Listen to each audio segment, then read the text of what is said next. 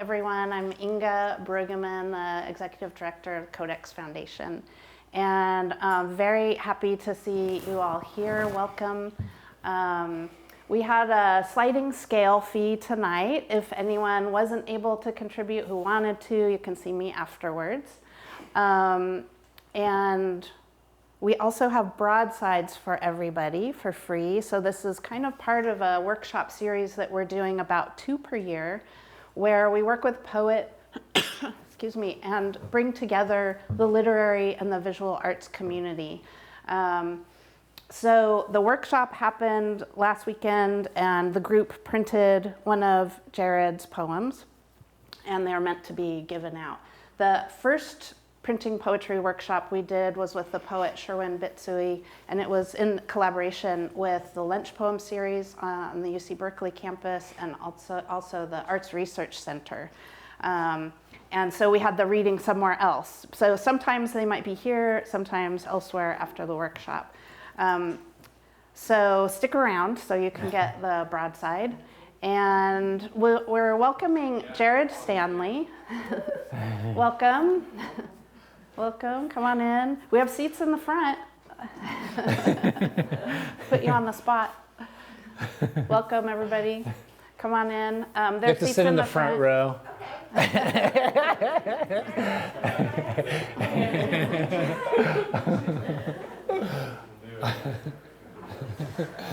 Glad you could make it, just in time.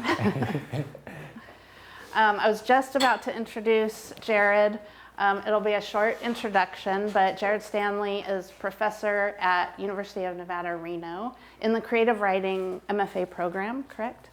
And Jared is a really interesting poet who has had poetry books published, but who also works with visual poetics and finds, a poignant place thinks about poignant place for words to be in the world.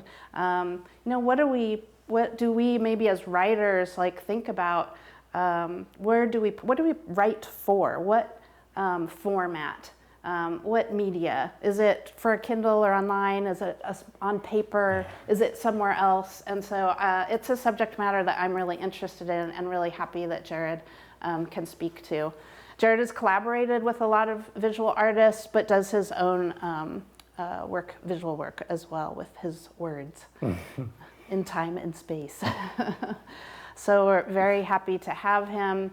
And I think with that, we'll just let you get started and fill in the gaps. Thanks. Welcome.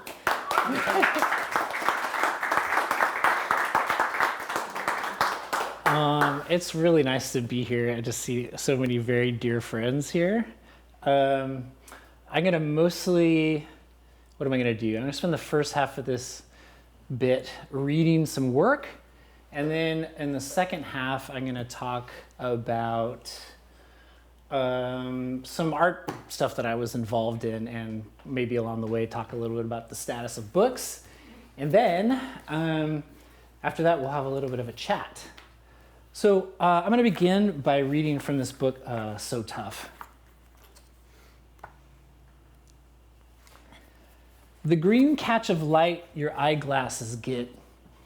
Basic enthusiasms where the flowering grasses nod in the wind. Another cruel ongoingness. Fell asleep with a cock-shaped bookmark on my eyes. The sea is off somewhere by itself. Previously unimagined inhabitants of spume, blood in your mouth. Did you taste it? This summer touches my face oddly. The hot gore of its afternoons dries the blood to a powder. It's not so wild. Every age finds an intricate suffering. This one has thirst and particles in summer. Some half-remembered folk melody cries out for gallon jugs of green river wine. Tastes like grass, fucks you up, cold on the tongue. Dear voices fill a room beyond the wall, fill my ear, my cup, so far for us to go, undersea, above ground, feeling for a level surface upon the earth, the timbres, the changes, lovely, in accordance, barely vibrating these bones, little half moons of smoke light in the typewriter keys. I just have to say, there's some people in the room along whom I wrote this book, and I want to say hi to Anselm and Sarah and Ariel, who are deeply nested in this form of this sucker. Singing close to the ground, light tastes like air, kinda, touched, felt by other generations, bright nests in nests. My hope, it will be air plus music. Touch a dry grass stalk, it's whole. To shoeless feet, they don't seem like great distances. And I fill each line with jewels, blanks, fine straw, the grass tips drooping. A gust slips down past my loose, ornamental parenting style. A purple aura, yeah.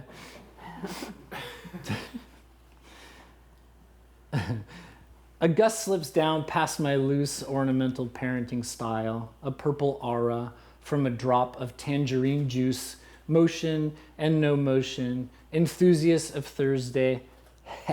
It's very Thursday. Everyone's drunk and nobody's thirsty. That's Jesus talking at that last line. That's Jesus. It is. I just tore it right out. The shooting began in San Jose on a day like this one. At a time like this, the poets were laying low on the heavy, uneven ground. Dry lips beneath the weather.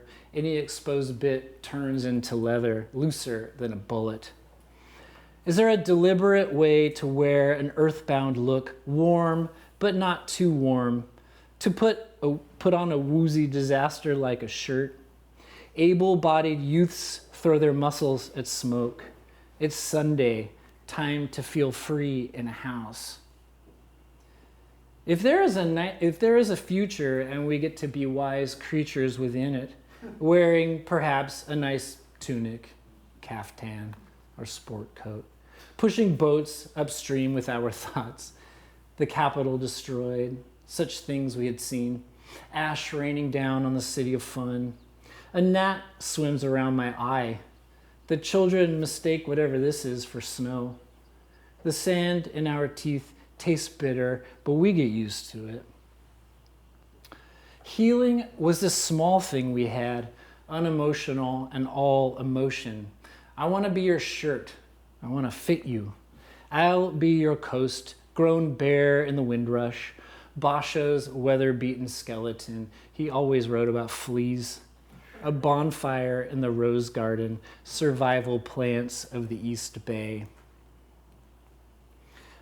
This, continuing with the theme, this voluptuous shirt of air, tousled gusts of fuck, the rhythm of payment, unwinnable style, bite marks on the wind's back, a panoply of distorted fart noises.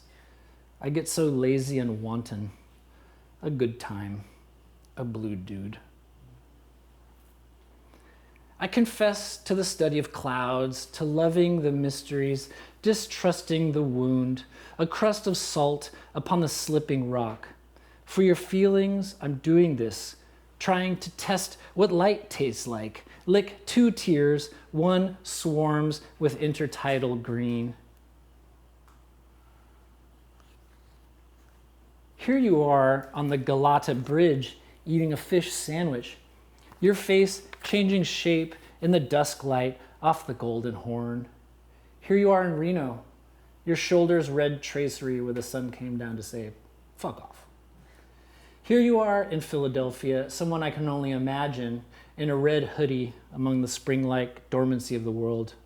Here you are in Berkeley, after dancing all night at Lipo Lounge, stumbling back across the bridge, a bit of lipstick on your tooth. This is like a bonus track from the book. It doesn't exist in there, so I have some of these kicking around. Even though a used feeling wiggles the air, fool's gold and pollen shimmer in the wave, and the days walk away like a human, there's an old part of you that has the improvised devotion it takes to keep your feet on the earth for a while. Wipe off your shoes. It's okay. A reason is waiting. It's right here. Keep your mortal wits about you. I thought it would be funny to make a broadside poem that was like specifically to go on the wall, and I just imagined that people would put it where they put their shoes on. So it would be sort of a reminder, it's like a greeting to the day kind of thing. Because it's, sometimes the broadside is like, well, what is it doing on? Why do you have that there? This is a little bit of a, benediction for the day, sort of. I forgot to say thanks to Inga and to Codex and Jonathan for having me and doing this incredible broadside over here, and everyone who participated in that workshop. It's really meaningful to have work printed ever, and then to have it printed in such a wild style is doubly meaningful. So I'll read from that in a moment. But I thought as a kind of a bridge to talking about some of this art business, I would read some work from my new book. And I'm going to read a pair of these prose poems called Smelling the Evening. I'm going to read two of those. So I'm going to talk a lot about space and spatialization. And these are like an attempt to use the nose that way, and to think of the sentences as, wafting redolence as a method of going from sentence to sentence rather than A to B to C and, oh, I saw this and I saw that. It's more like I smelled this and then this happened and then I smelled this other thing. Smelling the evening. When the night dew lies heavy, certain fragrances divide the living from the dead. I've been up since midnight, trying to find a way to drift around a meaningful edge, to take up the shape of a scent and fill it with my breath. On one side of the wall, they're cooking a large quantity of meat. The smell cuts like a sharp, touchable object, carving a hollow pit in the stomach. What kind of animal are they cooking? On this side of the wall, things we once considered the backdrop for our grand dramas begin to crowd in on us, like the living stench of a warm dumpster beside the Safeway, full of shimmering, timeful contact. Coyotes roam Grace Cathedral Park. They're hungry and they want the city back. This morning, a wasp came up and kissed my coat because it was orange, the color of a very rich nectar. Unable to bathe for days by this point, I must have been a fragrant flower to her, my scent a cousin to the feeling Miyoko Ito describes in the paintings of Giorgio Morandi. He gets the feeling between 5:30 and 6 p.m. Not a catalog, not a map. A scent is a continual hint, the pull of ridiculous commitment for those of us who cannot help but love our lives. To glide warily between our sense of its passionate excitement and its rubbed out, lived in quality, to combine and confront our redolent and entangling fear in this confused early spring. Sometimes I worry none of this is legible, that a world beyond the human doesn't exist. I can barely smell it on my hands, like burnt raspberry or glue. Yeah, chemical cherry. To be open in nose and heart, organized in time and space like a perfume, is a filthy habit for special occasions. Facts leak like rain when the wind is right. Nerve endings jostle a leaf. Uneven bits of rebar smell like blood. Gusts and melodious scents dip in the wind. Marsh air coldly shivers up your leg. When the page is dry, they'll talk to you in the flavors of the past. They don't sing, and they do not explain. And I'm just going to read one more of those. I don't know if it's making you, triggering anything for you. Smelling the evening. This evening, I started to think of singing as one way a mother's pain pushes through the mouth of a child. Maybe every former child thinks this way. The idea occurred to me the way a smell occurs to the nose. It arrived.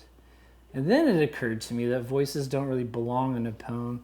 Sing a note and a hazy, disembodied figure just kind of hovers right outside the warmth of a mouth, making a clearing in the lungs as they search out a form. Does anyone push poetry out of the face that way? Once the mother's pain. It seems like a question to ask in the midst of the act. Once the mother's pain has left the child's lungs, the inrushing specificity of a life in the next line turns and wafts a tight composition with a loose surface. Bad ink smells musty, but all singing smells personal. Distant and dusted, I found the world confiding in me through its sense. And since I smell like a barn animal and was once a person's child, my underarms and feet also confide in those who surround me. The effect is warm, scratchy like an old horse blanket.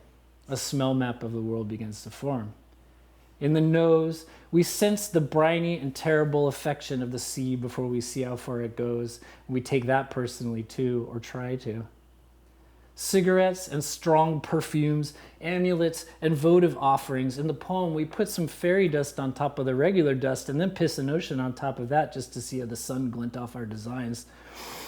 Because of these strong olfactory hints, I should have let poetry go circa 2004, but I followed my nose, humming a tune, though never singing. This led me to the smell of a sleeping mother. I looked at the teeth in the back of her mouth and I inhaled her voice before the singing came. Beer from a can, a perfume named for a soporific flower. When the wind stopped, I could not find the missing original. Somebody blew a smoke ring and a Taco Bell, and 2 sprigs of sagebrush fell from a dog's ear. Was it praise or was it correction? Okay, I'm gonna have my assistant come up here. We're gonna read this new piece. We have our own lead sheets. There you go. Thank you. This is called Wildflowers Explained, and the form is based on 19th century sentimental botany. There are these wonderful books by this sort of children's writer called Kate Greenaway, who made this book called The Language of Flowers, and this is my happy, joyous response there too. Okay, Wildflowers Explained. Here we go. Balsam root. Touch me not. Beckwith's violet. In this observation, grief mixes with surprise. Dandelion. Spring is always early. Datura. Lost your damn mind to history. Desert rock nettle. I hear hissing. Fireweed. Torching reality is a right-handed dream. Iris. Blunt, purple, and speechless. Leafy bract aster. Absorbing the time music of the quasars. Lily. Winding mariposa. Dyed your pubes in a sex dream. Primrose. Tufted evening. Inconstancy. Phlox. Unanimity. Poppy. Prickly. Sleep, my bane. Sun, my antidote. Sand lily. I attach my dust to you. Subalpine fleabane. Fascination and repulsion. Sunflower. In adoration, pain and snarling belief are undone. Tail cup lupine. Voracious imagination. Thank you. My pleasure.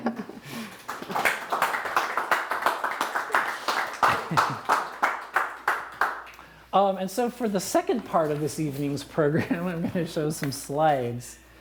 I don't often get a chance to talk about all this stuff in the same place, so it's kind of very meaningful for me that you guys are all here and that Inga kind of gave me the opportunity to do this in a neighborhood that has like really deeply imprinted on my my little brain here. It feels pretty wild to be talking about this stuff here in this neighborhood right next door to the old SPD. Because I did a lot of manual warehouse work and blew my knees down the street on East Shore Freeway. I spent a lot of time at 924 Gilman as a younger person. And at the old Creative Arts Publishers Warehouse, if anyone ever knows about Heyday Books, I used to work at Heyday Books when they had a warehouse. And this is the story of that. Barry Gifford, the novelist, had his writing studio upstairs. And at the time that I was working there with my brother, he and David Lynch were writing Lost Highway. And we would hear them pacing around all the time, and they were constantly complaining about the music we listened to. But what we were listening to was Rocky Erickson, which is very satanic music. And so I tend to think a little bit of it seeped into that movie, but of course, evil is one of David Lynch's great themes. So anyways, we're in Gilman. This is pretty crazy. When Inga proposed the talk, her original question to me was, how do you know whether something goes in a book of poetry or becomes an installation? And I hadn't really thought about that in a long time because I was trying to remember how that happened, since the imperatives of installation and sculpture, working with space in art, was in my poetry from the very beginning. Poetry felt different from other writing because you could do space and time and language that way. And I strongly remember, probably in this neighborhood, reading Philip Whalen's Sourdough Mountain Lookout for the first time in that old Penguin portable beat reader. And then something clicked. I thought, maybe this is why I started getting into this. And this is a section of that poem, and I'll try to maybe see if this seems like an installation to you. I'm surrounded by mountains here, a circle of 108 beads, originally seeds of Ficus religiosa, bow tree. A circle, continuous, one odd bead larger than the rest and bearing a tassel, hair tuft, of the man who sat under the tree. In the center of the circle, a void, an empty figure containing all that's multiplied. Each bead a repetition, a world of ignorance and sleep. This quick movement from physical external space to the correspondences between mountains and prayer beads, to the collapsing of geologic time and human history, I could feel this poem surrounding the poet, and then I myself kind of felt surrounded by reading it, and that was maybe the first intimation that this effect was possible, that language could be physical and embodied like that. A few years later, I stumbled into an art library at school, and I found 2 books. The first one was dealing with the work of Gordon Matta Clark and his site-specific cuts into pre-existing structures. He made these precarious entropic voids that had the sense of danger like a construction site or a ruin. The other book was photographs of these things that this outsider architect Richard Greaves was making in rural Quebec. Greaves would scavenge these materials from decaying rural buildings, barns and houses, etc. And then he would make these strange freestanding sculptures that seemed held together by the sagging inevitability of gravity, the earth pulling the structures back into itself. And I wondered if you could make poetry that did this. The second thing that happened was that Matthew Hebert took me to see the Lee Bonteque retrospective at the MCA in Chicago in 2004. Matthew Hebert will return to the story shortly. While Bonteque's work had a similar found and entropic quality as Matta Clark and Greaves, they didn't read as collage or found material since the composition was so sharp, determined, and engineered. These phantasmagoric organic things were made from garbage and detritus found on the streets around her loft. This one here is made of dirty, discarded canvas wired to a welded metal frame that creates these big void areas, right? And then inside of these layers of saw blades, which give it this kind of look like, I don't know, like eyelids or a fish's beak or a jet exhaust port. But Bonteque's bravado, her wildness and determination to get these voids to protrude from the wall, I mean, you can see how it just coming off of that, were kind of terrifying to me, obviously. They're terrifying. But again, I wondered if you could do this kind of thing in a poem. I wanted to get this chaotic sense of collapse, transformation, entropy, form, and obsessive mania in my own poems. The first couple of books I wrote, Book Made of Forest and The Weeds, were up to their shoulders in this stuff. My friend Brian said that the poems felt like they were held together like lean-tos, and that seemed really close to what I wanted. Form on the verge of collapse, held together by gravity. The problem here is that once you start going down this road, the metaphors stop being metaphors and you start to wonder if you can actually do this stuff yourself. but I personally cannot draw or make anything, and I always cut myself when I use power tools, or worse, you know? But I did know artists, and I knew some very serious fabricators, and so we started to work together. The first piece I want to tell you about is this thing called La Jolla Reading Room. This was a collaboration with the guy who took me to see Lee Bonteque, the sculptor and artist Matthew Hebert. And we showed this at the Athenaeum Arts and Music Library in La Jolla in January of 2022. Yeah. So the Athenaeum houses over 2,200 artist books, and it's a pretty amazing collection. Most of the art shown in the gallery, though, wasn't really engaging with this archive. And since we were given free rein to do whatever we wanted, and since artist books hover in that strange place between books and art objects, we wanted to bring the collection out of the archive, but we didn't want to make an archival show of objects. Instead, we wanted to make an installation that was about the physical interaction one has with a book when reading or looking or touching. We had been talking a lot about Alberto Manguel's History of Reading, in which he contrasted the material ideas of all the lost texts of history to the exponentially larger imaginative speculation about all the lost readings of texts in history. What if we could make an installation where the visitor could kind of overhear the thoughts of a bunch of readers in a room? And what if we could make a choral work which combined the variety of voices and imaginations interacting like this? So we spent a lot of time in the stacks sorting out the books we were interested in. Then we invited members of the San Diego and La Jolla community, artists, writers, scholars, woodworkers, an anthropologist, a psychiatrist, and asked them to engage with selected work from the artist's book collection. Then we interviewed each person about their experience of the given book. This is Matt interviewing the really wonderful San Diego artist, Wendy Mariama. Then I went and poured through these interviews, which is like 4.5 hours worth of recording material, looking for 10 sentences from these conversations that distilled the experiences everyone had with the books. Now, Matt is an incredible fabricator. Let me find that picture. Yeah. He built these tables, and he built these versions of books. These tables are built, does anyone recognize this form? These are based on Rodchenko's Soviet workers' reading room tables. And then we put them together in this labyrinthine form. We then produced plastic facsimiles of the book covers and made the plastic books into speakers. There's a small motion-triggered amp in each book, which played one of 10 sentences culled from the interviews in a randomized pattern. Again, the idea was to create a collaged choral poem made up of all these differing, distinctive voices as they engaged with books. Kind of mental x-ray of thoughts running through people's heads as they sat in the reading room. So I'm going to give you a little taste of this. And the recording is not great, but I think it'll give you a little sense of what's going on.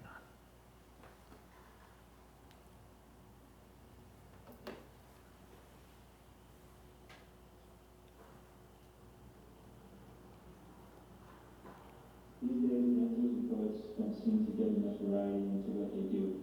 Listen, just as they told me with this,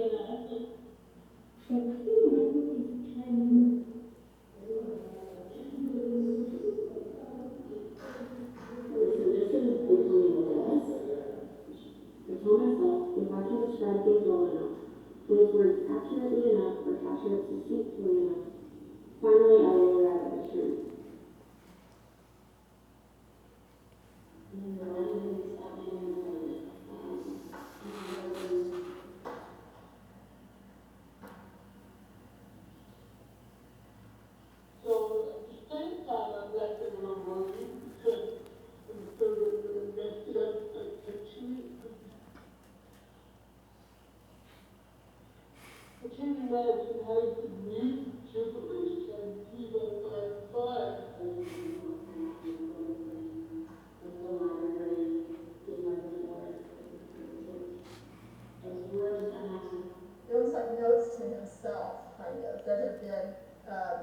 organized in 4 columns and 7 rows.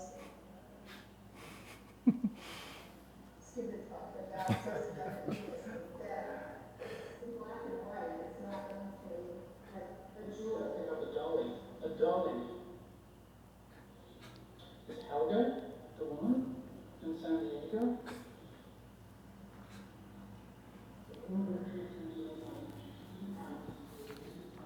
If you look closely in the right light, you'll notice the lashes.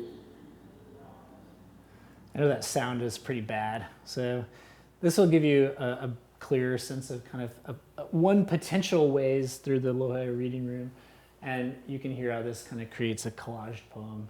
And again, a thing that we wanted to bring out in here was just the different sounds of these voices coming together. The woman retreating into the night. She's been out. There's music playing above her head. The fear area unseen, but there. Forms fortuitous palms and coincidences of meaning. And the texture always impacts an emotion, I guess. Somebody has contempt for somebody's hunger. I can see it, I can feel it, I almost can smell it. But imagine if this ended there. Yes, curiously interesting things to say. This labyrinth of our own emotions and fears. And then the laugh. We just sort of plopped that into one of them because it was a delightful laugh. So it was a pretty noisy show. And that actually led us to doing one other object. We wanted to make the work accessible to those who had trouble hearing. And so we made this edition of this playing card, which is over here. You can play with it in a bit. It's called the Portable La Jolla Reading Room. And it kind of allows one to recreate the experiences of this labyrinth in a modular poetry game. And one of the poems in here is definitely made from that, from other people's voices that way. The second book, or the second work I want to talk to you about is called Terma, Images from the Ear or Groin or Somewhere. Yep, that's what it's called. A speculative artist museum that I made in collaboration with the Canadian artist Samir Farouk, which opened in 2019 at the Lilly Museum in Reno. Samir and I met in 2015 and quickly hatched plans to work together. At the time, we were both into the same kind of things. We were really into plinths and museum displays and like the kind of little metal bits you would use to hang broken stone inscriptions on the walls. We were interested in, obviously, the spiritual dimension of art, and also this kind of amazing thing that Orhan Pamuk wrote called the Modest Manifesto for Museums. You know, you meet someone, you go like, oh, you know that Modest Manifesto? You're like, oh, yeah. You're like, well, I guess we should work together. We shared a sense that there was a speculative potential in reordering, scrambling, and overlaying conventional museum practices, that we could change that form from a descriptive narrative space to a place of imagination and contact and care. If you ever go to my house, I will show you my favorite book of poetic technique. It's called Exhibition Labels: An Interpretive Approach, and it's a handbook of how to write museum labels. It's an amazing, amazing book. In our separate practices, we had both been struggling with narrative. In Samir's case, with the colonial narratives of the encyclopedic museum, and in my case, with the totalizing impulse of narrative fiction, the temporal control and intense narrowing of focus that it sometimes demands. So we figured we could work together to create what we were calling a lyric museum. We wanted to play with the way that museums tried to make clear narratives out of sometimes wildly disparate material. We are fans of Heraclitus. The fairest order in the world is but a heap of random sweepings, said he. We wondered if a pile like that could be enough of an organizing principle like that. That's, you know, I was talking to earlier about whether this was a book or not, and we thought, yeah, this is a book. We like junk shop kind of museums in which objects gain their charm from the collision and touch of form on form. We didn't want to make things from the mode of collaboration where the artist makes something and the writer responds and vice versa. So we had to come up with this very intense and precise method of dialogue to make things that emerge from the space between us, which was very hard and involved a lot of arguing and, also meditating. But through 3 years of this generative dialogue and another year of intense fabrication, we made the contents of this museum from scratch, developing its objects, spatial parameters, classification systems, and textual encounters. I should have shown this. One of these is dedicated to Tony. It says Tony's backyard on it.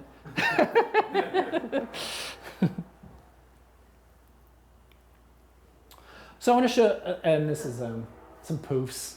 You just knock over a plinth and pretend like it fell like that. So there's a couple pieces from the show I want to tell you about. This first thing is called 24 Affections.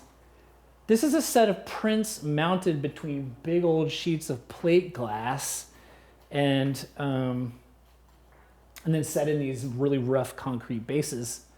On one side are monoprints that Samir printed in Canada. They depict meditative visions of Samir's internal archive. We were really interested in theosophical thought forms at this time. On the obverse of each print, I produced these large letterpress prints with the support of the Black Rock Press in Reno. These prints sort of mimicked museum wall text, but the texts themselves were meditations on Samir's meditations. As you can see, this is one of the sort of thought forms that manifested to him, and this is where I started to get involved in that. We put them in these glass displays to give them the pieces a sense of floating presence, and because we wanted viewers to walk around, this was a dance piece that was choreographed in the middle of it, to be active and embodied while reading. We didn't want, didactic text to explain the pieces, we wanted you to be able to walk around and have these things imprint in a way. We wanted them to float. And on the prints, you can see these little pencil emendations all over the place. And a lot of, there's that. Isn't that nice? Then I ended up on the cover of a book on the theory of accents. That was like an anthropology book. Because this was kind of a translation question we were playing with. I wanted these sort of emendations to also work kind of as graffiti or a commentary or talking back. I wanted the authority of the text to get knocked over and made fun of, bringing a bit of editorial graffiti to talk back to that beautiful and refined font. Jared, if one were closer, are the emendations? They are, yeah, they are. Let me see. But the language of shadows isn't an obstacle, I said.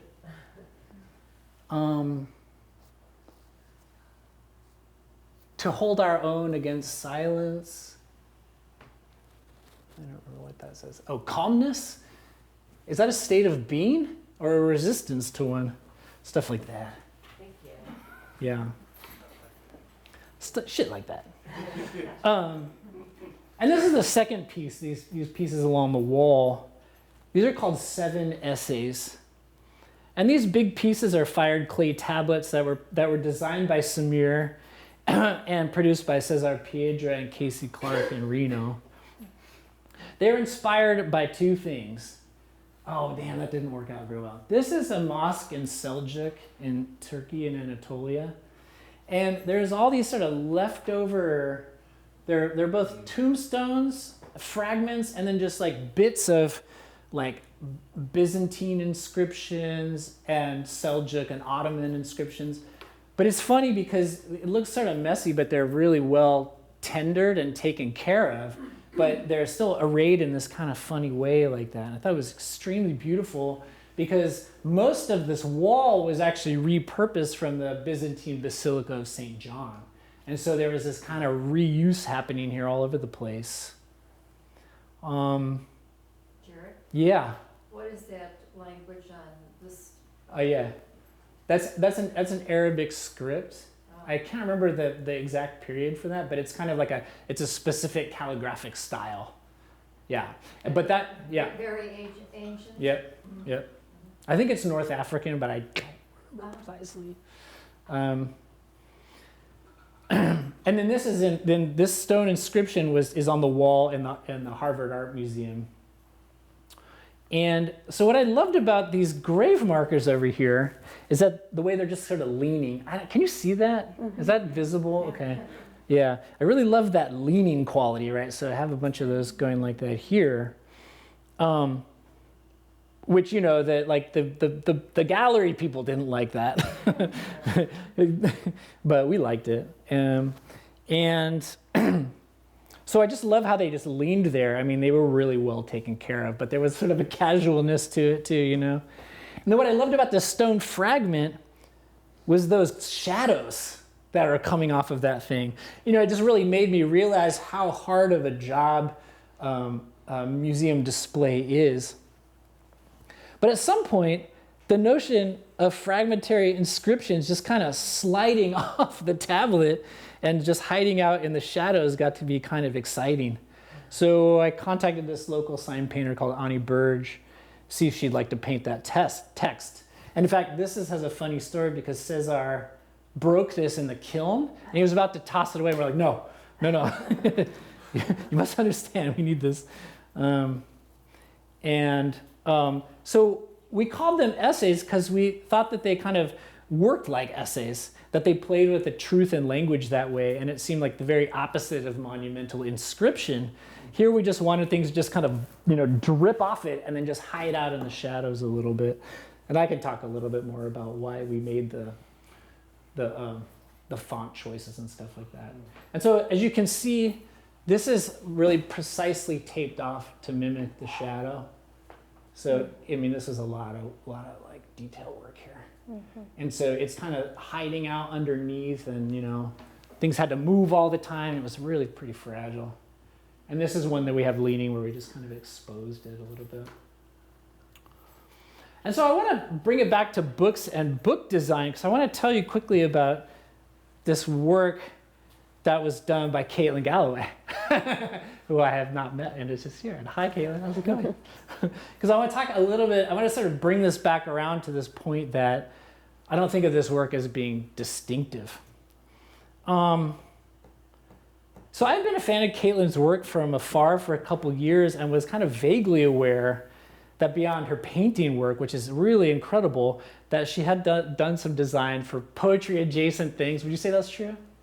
Yeah, ish, yeah. And what impressed me though so much was the way that this work pushed letter forms to the brink of abstraction. And I will tell you one of the things that I learned most from working with artists is that they are incredible readers of poetry. And the way I can tell you is that Caitlin really understood the weathered, organic, elegant, but chaotic tones I was going for, because look at that O right there. This is like not the work of a mortal here, a mere mortal. So we had been talking about this quite a bit, and then we had mostly been talking about this front cover, and then Caitlin was like, there's a lot of spiders in this book. So we put a spider on it. And I was like, this is amazing, right? It kind of brings it back to this tactile material thing. And I especially like the spider because it has this really calligraphic quality, which shows up better on the book. So it almost feels like the word spider kind of crawled out and formed itself into this shape, you know?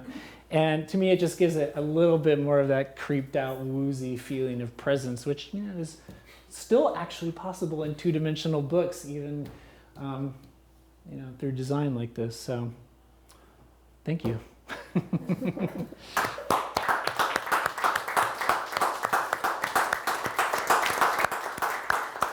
And I think we have time to chat and look at some more slides and stuff like that. Is that right? How are we doing on time?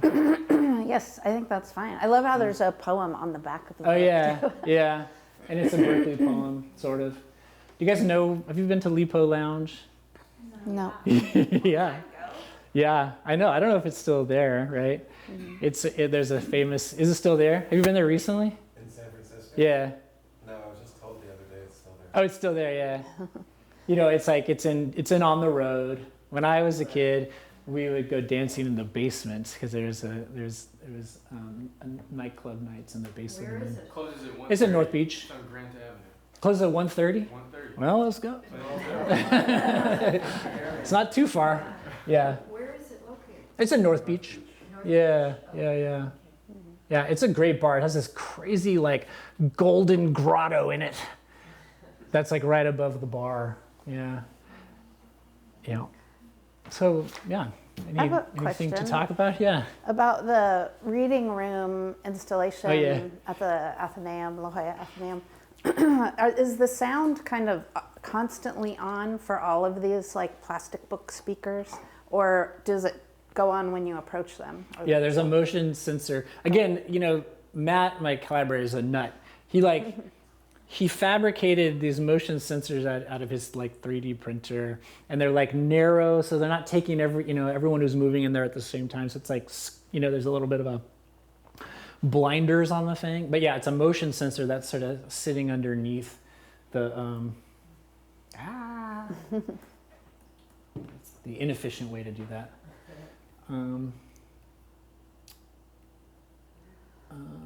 Like in this case, the motion sensor is down. Does this thing have a pointer on it? Where did I put that? Oh, I don't No. know. I don't think Anyways, so. the motion sensor is down here, like right there. But you can't see it. It's like well concealed. Yeah. It's very quiet, and then you go in there and it starts lighting up, and I'm just like, what's happening? It's talking. Yeah. Yeah. Yeah. Your work is so generative and also compelling across these forms Thank across you. the years, and I'm curious what putting this together, like what questions are the future slides of this? Right. Yeah. I mean, what I noticed actually was in all of those art pieces that they were all about the void, and I didn't realize that until I was looking at them, and the sort of a lot of this contemporary work doesn't have a lot of that interest in it. So maybe there's something with that. I have a project that I'm hatching with Samir right now that's in really, really early stages, and I don't know. I don't have a lot of interesting stuff to talk about. We just sort of like ramble and talk and send text messages back and pictures. So it's fun. It's sort of funny because this is the last completed work, and it's been a couple years now, and I'm a little more in poetry head at the moment. But it'll, you kind of just move back and forth. It's that Joni Mitchell technique of like, I hate music, I'm gonna paint for a while, that kind of thing. Yeah, yeah. But thanks. I'm glad it's generative, because it just seems like, why not? A little bit. Do the smell poems have a visual interest or equivalent for you? I mean, because it's Yeah. funny because when I mean, people often, in a literary way, oppose smell to vision as, these are opposites, or smell is this degraded sense and vision is so heightened. Right. But I'm just thinking about how, like, you were writing ears and you have these hearing, where you're orienting through space by sound, and so I'm wondering if you think there'll be something hatching with smell. It's maybe. It's so hard, like, because it can be kind of trite, like, oh, let's make a perfume, or, like a scented letter or something like that, or scratch and sniff or something. Like, how do we not talk about the Madeleine, or how do we exactly. Well, exactly. The smell stuff's a little more linguistic, because the problem of describing smell is actually a language problem, because we don't have, like, the comparison I always use is we don't have like an analogous color vocabulary for gradations of smell or varieties of smell. We have noun combinations. It smells like, cinnamon and plywood or something, whatever. There's not that kind of like abstracted thing that you get. There's a much denser vocabulary for language. So that one feels more like a language challenge, just because the communication problem is like super intense. And then the problem of like the spatial problem of smell. I mean, I've been to some shows where people are using scent and perfume and stuff like that, but it doesn't, I don't know, it's just very hard to integrate. And there are some artists, a Belgian artist, I think, who works like distinctly with smell and chemistry and sort of looking at, what do they call that? Volatile organic compounds, where it's like smell works in different, it activates at different temperatures and at different like barometric pressures at different dew points and stuff like that. When you talk about voids, it's like I can imagine the particles carving out like weird paths or something. Right. Well, actually, that's the crazy part, is that that was sort of an offshoot of this meditation that Samir and I were doing in Toronto, where we were trying to just like close our eyes and follow smell tracks, which in a park is just dog piss. But sometimes it was like Fritos, or something like that. But you do start to like, there's this way where you can start to imagine moving through the world that way, which I mean takes a lot of faith because we're not made for that very well. But it's really tingly to do that. Yeah. Any other questions? Hi, Glenn. Yeah. Jared, do you think your mind works differently when you're thinking in a visual sense and in a poetic sense? And if so, like, can you tell us about it? I mean, like in a very, very simple and pragmatic way that's kind of boring. It's just like you have like a lot of engineering problems you have to deal with. So in poetry, you can just stay in poetry head. I don't know if what does that mean to you? Yeah. Well, that just kind of like, that sense in the poem where it can just go where it's going to go, and its form, it's that Robin Blazer thing. You're like on the hunt for the form. You can't do that when you have deadlines and dates and fabrication and stuff like that. That all has to be kind of like conceptualized beforehand. Whereas the poem, I mean, that Whalen poem is a great example of it. It's moving. Its form it's finding that form through that, And even like sculptors who try to recreate that effect, it's done through engineering and stuff that's sort of in the background and the stuff you don't see. Like if you ever go to in the United Terminal SFO, there's an Ursula von Rijdingsgaard. It's a big wooden thing that looks like a tornado. Mm-hmm. It has the effect, but that's a very highly engineered object. And if you look inside it, you would see that it would bolt it together with all this stuff. But that kind of, so I think it's just like you have to be way more practical about about like physics in a way that you just really don't have to be in poetry. And I think I like that part of it. That part is really activating because it actually then redounds into the books and thinking about things like book design in a different way. Yeah. But it's not as free, right? In that sort of like ultimate, the poet's freedom kind of way. It's just not, because there's especially, I mean, I don't know about especially with sculpture, but in particular with this sculpture, It's like in a poem, you might want to really like get excited about this little plug that you're kind of trying to hide right here, Or you're like, ooh, let's see what we can do with that. But here you gotta tuck that in, So, yeah. Are those problems related at all to what you and Samir, you and Matt fight about? Or do you Yeah, big time. Right, yeah. No, not with Samir, but with Matt, actually, yeah. With Matt, because Matt has a very engineering mind, and Samir is like a complete, like, Plum Village hippie. Like, we have different problems. We have to find people to make shit for us, So, yeah. Okay, thank you. Thanks, yeah, I'm happy to talk more in person too.